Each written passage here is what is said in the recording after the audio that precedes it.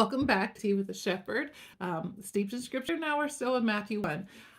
Hopefully, I piqued your interest enough into the history of the swaddling cloth, and now we can delve a little bit more into the understanding of what's taking place here.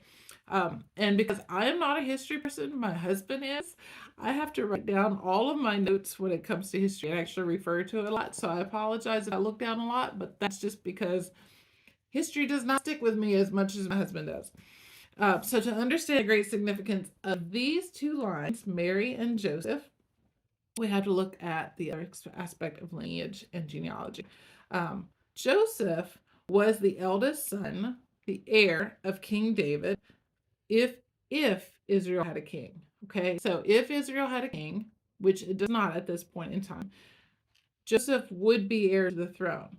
But remember, Joseph still cannot be it, because if you read in the first video, if you read that verse that I said look up in Jeremiah 22, 28 through 30, you will find in Jeremiah 22 and 36, there's a curse that's placed on Jehoiakim and Jeconiah and their sons, so that no one from this line of David could be king.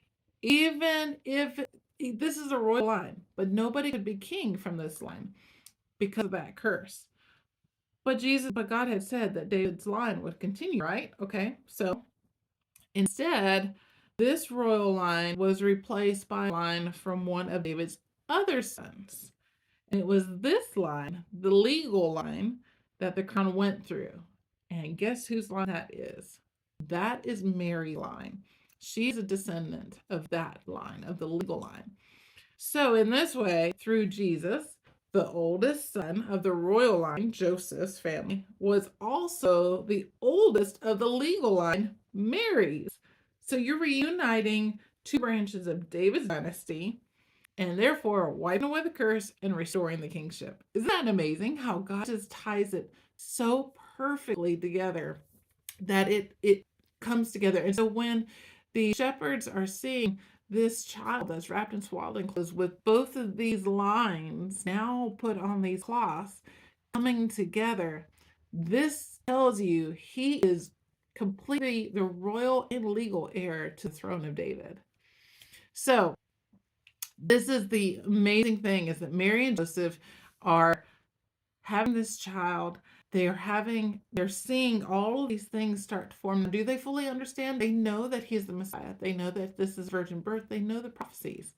But to see it now fulfilled in their own child and in their own lives, it's got to be one of the most incredible things to experience. So when Mary says that she treasured up all these things and pondered them in her heart, there's all of these little details God was working out perfectly.